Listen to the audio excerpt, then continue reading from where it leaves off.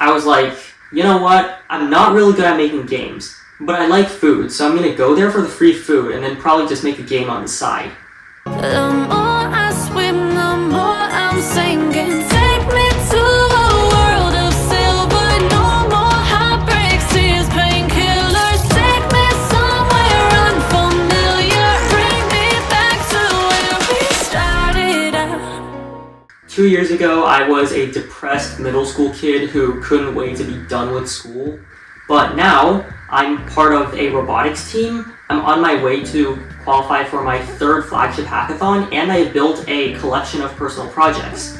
There are a lot of people and communities that helped me to get to where I am now, but I'd say one of the most important moments for me was when I attended my first ever hackathon, the Counterspell Game Jam. So one day in November, one of my friends comes up to me and says, "Hey, I'm organizing a game jam at this place. Do you want to come?" And I asked, because back then I didn't really know what a game jam is. I didn't know what a hackathon is. So I asked for some more details. He said, "It's going to be at this place. It's 2 days long. There's going to be free food. There's going to be cool prizes and everything." Back then, I still didn't really know what I was going to do. I kind of started doing some things, but not particularly well at anything. Cross-country season had just finished, so I was kind of looking for something to do.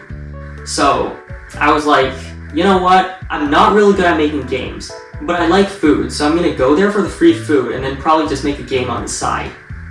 And then come 3 days before the event, I think, wait, this is actually pretty interesting. I kind of want to get better at making games, so I asked one of my friends, "Hey, do you want to come make a game with me?" And he's like, "Sure." And then, so the day of the hackathon, I walk up to Plug and Play Tech Center in Santa Clara, and I at the front, there's this person who checks me off and lets me in the building. I go in, and then I have my breakfast, and I didn't really know what to expect because I've never been to a hackathon before. So I walk in, I see on one side there's an entire breakfast bar with donuts and snacks and everything. On the other side, there's a whole grid of tables. There's some of them are already full, some of them aren't really full. I just go grab a donut and sit down at one of the tables that had empty spaces. Give it 10 minutes, my friends arrive, and then we do end up finding a 3rd teammate at the event. So after another 30 minutes or something like that, the organizers call us into this auditorium building where they speak on stage about what a hackathon is, the schedule, basically the sponsors, basically everything you would expect in a hackathon speech. And then we get to the prizes, and then one of the organizers mentions that the top prize for this hackathon is a brand new 3D printer. Now, at the time, I already had a 3D printer, but it wasn't the greatest, and it also did break down kind of often. I was really interested in the idea of getting a second one for hardware projects, and so I was like, hold on, I have to actually make a good game. And then the organizers reveal the theme, which is, you are your own enemy. And after that, we just all go back to our own tables and we start working on our games and such. So the thing with me at Game Jam is that this was my first game jam, but I've proceeded to do this at basically every game jam I go to. I spend 5 minutes on the idea, and then I spend the entire game jam length trying to execute the idea I have and compensating for it's not good enough for the themeness. And that's exactly what happened here at Counterspell. I spent 5 minutes on the idea, and my idea was you have a grid with blocks on it, and then you can pull the blocks in any direction, but the way it works is you have different levels, and on the first level, you can pull the blocks somewhere to unlock the exit, but on the second level, the blocks from the first level transfer over to the second level, and they're now frozen in place. So if you make bad decisions in some of the earlier levels, usually just lazy decisions, then you will be punished by being soft-locked in later levels, and you will have to restart the whole game. And we start making it, I start scripting all of the block code and stuff. My friend starts modeling some of the blocks, making some of the music, and our 3rd teammate starts working on some of the decorations. And the first day of the game jam goes by really quickly. So I go home for the day, and then I come back on the 2nd day.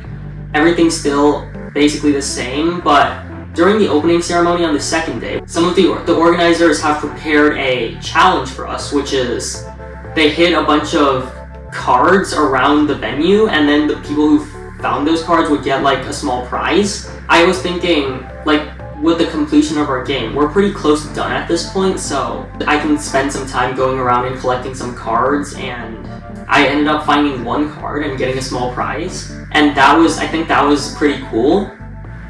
During midday on the second day, the organizers announced a boba drop workshop, which was basically make your own website using HTML and everything, and then you would get boba for it. And I went to that workshop because, again, our game is basically done. I did not end up finishing that workshop, unfortunately, because I did back then, and I still do now, I find web dev to be quite a pain. Because it's not like in game dev where you can drag the models around to make what you want. In web dev, you have to specify exactly in code where everything is, and then you have to run it and then check where it is and if it works. And if it doesn't, you have to change it again. I just don't like it. Game submissions come and go. We submit our game and we wait for peer voting submissions to go through. At the closing ceremony, the organizers announce the winners and everything. So they start with third place first, and our game was not third place. And I was thinking, that's unfortunate, but that's fine because we can still get second and first place. And then our game was not second place, and then our game was not first place. And at this point, I'm thinking, well, I screwed up. But like just then, the organizers announced there was, other than the peer voting awards, there was also awards for each organizer's favorite game. And so 4 organizers decided to announce. The first one announces their game, and it's not mine. The second one announces their game, and it's also not mine. So the third organizer announces their favorite game, and it's also not mine.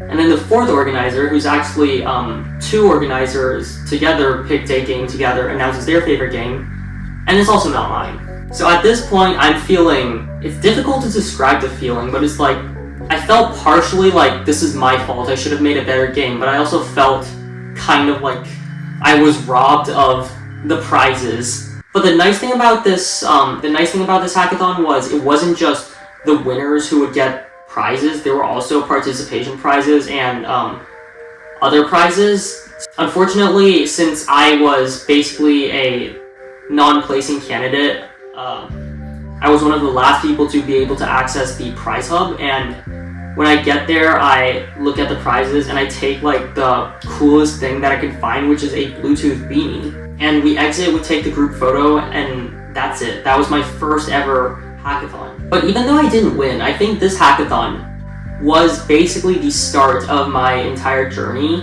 It was my first like real game jam.